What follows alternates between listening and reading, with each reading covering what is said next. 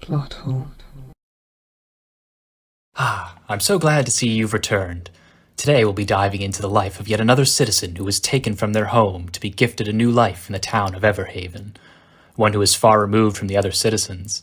This man's name is Yaroslav Litvin, a 56-year-old man whose previous life was that of a man who had spent 15 years lost at sea, only 5 years back, and suddenly Yaroslav was once again taken away from the life he was given as he was warped away to inhabit Everhaven.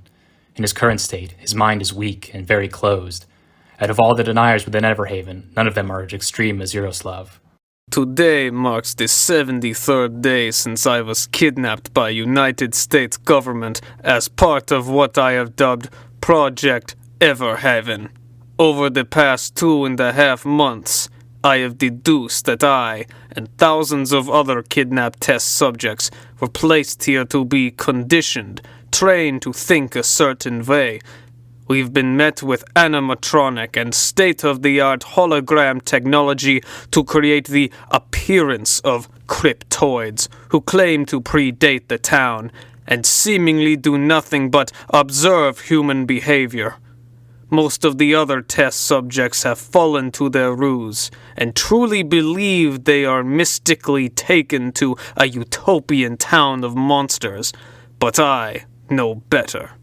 Today I will continue my experiment on the so-called cryptoid that I captured, and finally— Morning, Yaroslav. What can I get you? Why you interrupt me? Sir, you weren't even speaking. Of course I was. Yaroslav took a step back, trying to remember who exactly he thought he was speaking to. Where did... You seem to be getting worse, Mr. Litvin. No! Don't speak so loud! I am perfectly fine. Right. So, are you gonna buy anything, or keep being crazy? I am not crazy! Those... Other citizens in the Everhaven marketplace suddenly turned to the deranged old man. A dozen oranges, please. Sure. $6. $6, please. Yaroslav took his goods and glared at the concerned passerbys as he made his way back to his home. On his walk, he scoffed at the sight of children playing amongst the cryptids. They'll eat you, you know. They'll turn your mind into jello and leave your body in the streets. Hey, don't scare my kids like that. Oh, you're even worse. You really think they're your kids? No, I don't. But the town left them in my care, so while I'm here, they are my kids, and I don't want them listening to some crazy old man. Fine. Enjoy your arbitrary responsibility. You'll regret getting attached to them when they die, or the experiment ends and your mind is wiped. The man guided his assigned kids away as Yaroslav hopped a fence and continued his walk home. He turned his head to glare once more at the cryptids walking with the children. Foolish children. They've asked for their own demise by choosing to surround themselves with those things. Nobody in this town seems to want to talk about Steve Murphy. His mind was scrambled after he sought after the same answers as I. The cryptoid responsible was allegedly banished. But by who? These primitive fools have accepted that a magical force controls what they do and doesn't occur. But I will prove that not everything is under control. The government thinks they can fool us with mega structures that move the roads, decoy houses, and enough LEDs and neurotoxin to create the illusion of a magic barrier that sends people home. We've gotten so close, but nobody is ever willing to push further, except for me.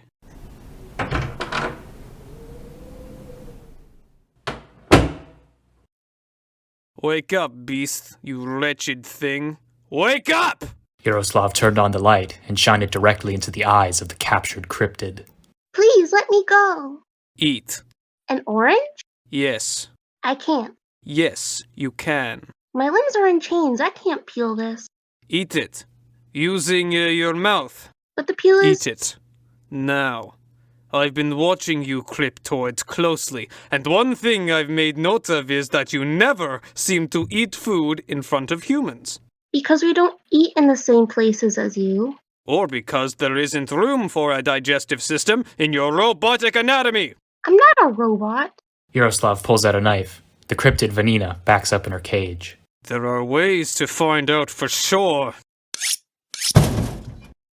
Vanina's fear was quelled by the now sliced orange.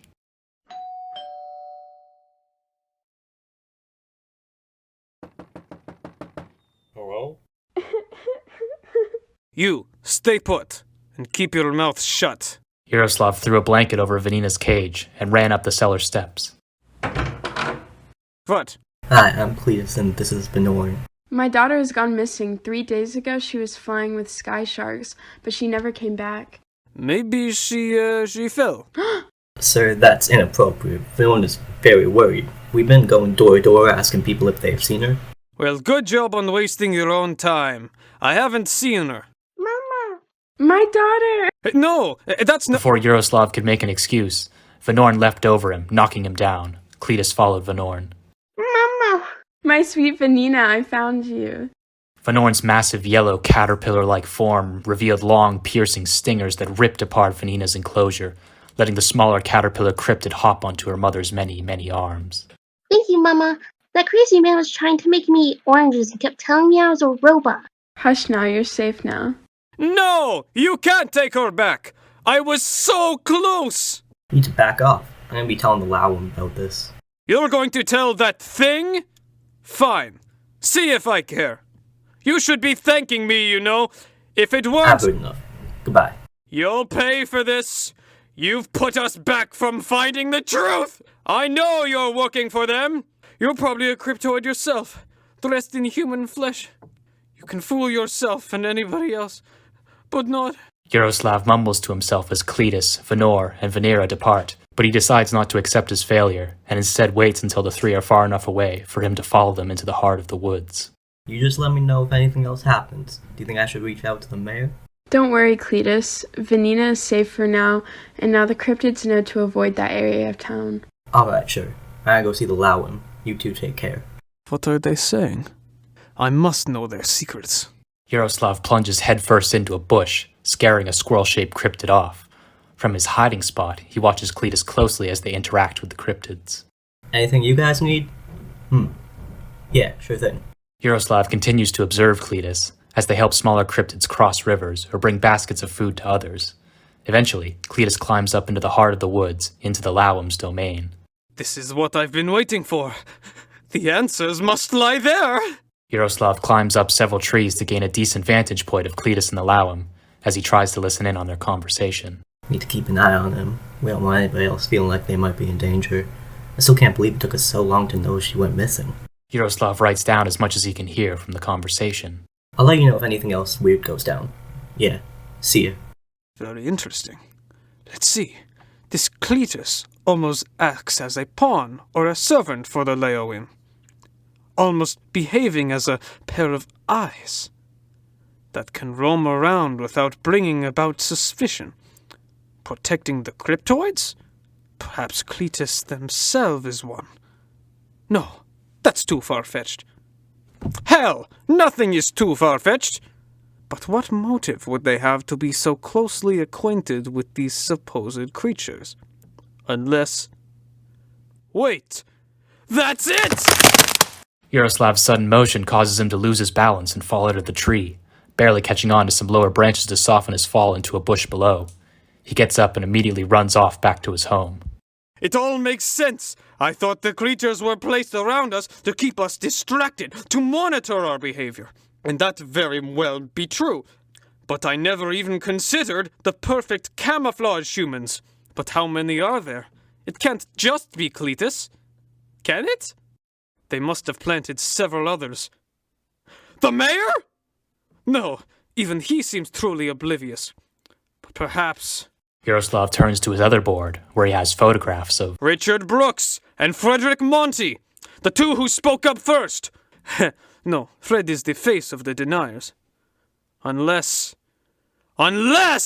He was ordered to take such a role, to earn the trust and convince us we could escape. They've thought of everything. State-of-the-art animatronics, $1 million equipment to create the illusion of magic barriers. But the humans... the age range is just too wide. Would they really have this large a variety of deep-cover agents? No. Yaroslav runs back out into the street, staring down everyone around him. His heart pounds as he feels he's inching closer to an epiphany. There's no way to tell who is and isn't one of us. There's no way to tell if anybody else is one of us. I'm the only one that I know is real. Do they truly think I'm crazy? Or do they know I'm right?! Yaroslav returns to his home and begins scribbling over his notes, ripping down his bulletin boards as he laughs maniacally. The following morning, Yaroslav arrives at the meeting spot of the deniers. Oh, great. Hello, Yaroslav. Shut up! I've done it. Done what? Figured out the truth of Everhaven. Why we're here.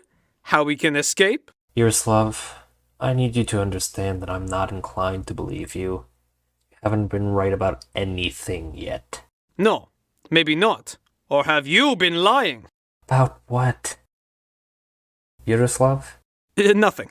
Forget it. Sir, you're unstable. You need to leave. Aha! I enter offering you answers, but you treat me like a problem. You don't want them to know what I do. No, I think you've been driving yourself crazy in that basement of yours, and we're trying to use our minds to deduce what really has happened. No, that's the issue. You've limited your minds to logic, just as I knew you would. I know why we haven't escaped under your leadership. Mr. Litvin, you are not welcome here. On the contrary, Freddy. I know I'm welcome here. They picked me to study me, but I've studied them back. All of you. See you later. What the hell was that about? Fred would later discover, as Yaroslav would gather his fellow conspirators to gather a crowd in the town square. My fellow prisoners of Everhaven, the truth is finally upon us. I've theorized for months why we're here. What the purpose of trapping us here was. But now I know. You seeing this lunatic? Does that voice sound familiar? It's none other than Lula Pale. She's entrapped in a corner store today, no. She's accompanied by Mars Allrose on a date. Yeah, he's nuts. Pretty sure I saw him trying to crawl into the sewers last week. The point of us being here is to do exactly what we have been doing. Living. They gave us homes, jobs, families, to see how we'd behave. To watch us? To see if we drive ourselves insane? Or maybe to see how we'd interact with the cryptoids. I've believed that cryptoids are monitors, meant to do the close-up observation and form bonds with us. But my great mistake was choosing to believe that I could trust my fellow humans. Do you understand? The cryptoids are fake! They're animatronics. The government wanted to see if they could create believable creatures. Why? To suspend our disbelief, to make sure we wouldn't question anything further. But what more would there be to question? Us! They planted creatures for us to befriend, so we wouldn't even notice the imposters among us. That's right! Within this very crowd, there are androids! That is why we're here. To test if androids could be integrated among humans undetected. You're insane. Go home. You! See? You immediately deny me. Why can't you accept the falsities of this utopia, but not a feasible truth? Because it isn't feasible. Like, okay, sure, say you're right and there are androids here. Why would the government fill up a whole town, build all of this, just to fill it with androids and cryptids? Why not just hide the androids in normal towns where there isn't a community? Because if anybody was as clever as me, they'd find out what is going on and tell somebody. We've been trapped here. Trapped with the truth! Above town square, clouds begin violently swirling. Mans is crazy. I heard that! You mock and laugh because you're one of them! Bruh? Why is it that there seems to be an even split of believers and deniers? Because there had to be a counterbalance for everyone like me who could find the truth. One more mindless drone. Yaroslav jumps off the stage. The crowd stands back. Look around you. Are your neighbors truly who they say they are? Are you? Looks like the sky is pissed at him. No kidding. I'm surprised we're only now seeing magical weather. Yeah, it's no coincidence. Ah! Lula is grabbed by the arm and dragged into the center of the crowd by Yaroslav. You! What's your name? Lula? Is that all? Where were you born? Where did you grow up? Let go of her! No! I was born in New Brunswick. My family raised me there. Liar! I see through your lies! None of you are real! I just know it! I can't be the only one who sees the truth! Horror spreads through the crowd as Yaroslav pulls out a knife and waves it around. This isn't supposed to happen. Put that down. I'm not a robot. You're crazy. No, I'm not! I've lost everything I had at sea. 15 years I spent. When I returned, they all treated me exactly like this. Like a maniac. Only for me to be taken again. I will not be lied to anymore. The truth is here! Lula lets out a scream as Yaroslav plunges his knife into her heart and stabs her several more times. A haunting silence spreads throughout the crowd, reaching even Yaroslav. Lula! She's one of us? No, this can't be. I can't be wrong! You monster! Before anybody can react, the storm above explodes as rain comes pouring down, and the ground around Yaroslav begins to shake violently, keeping everyone around him away. How could this be? Please, no! No! The ground below Yaroslav and Lula suddenly gives out, and they fall into the darkness below. No, please, Lula! Before everyone's eyes, the sinkhole instantaneously reforms as the storm above disperses. The citizens stand in silence, grief, and horror as Mayor Herb walks forward to where there was a massive hole only a minute before. I'd like to request witness reports of what has happened here. At least 5 different volunteers, please. The rest of you, go home. Mars and 4 others approached Mayor Herb to explain what happened, while everyone else left. That night would be the quietest Everhaven had been since the humans first arrived. I apologize. I didn't know this was how Yaroslav's story would end, but the story of Everhaven is not done just yet.